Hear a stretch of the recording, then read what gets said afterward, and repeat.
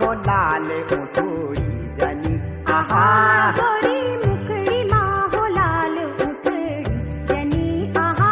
मारो गुरारू का बीच खिली सकिनी आहा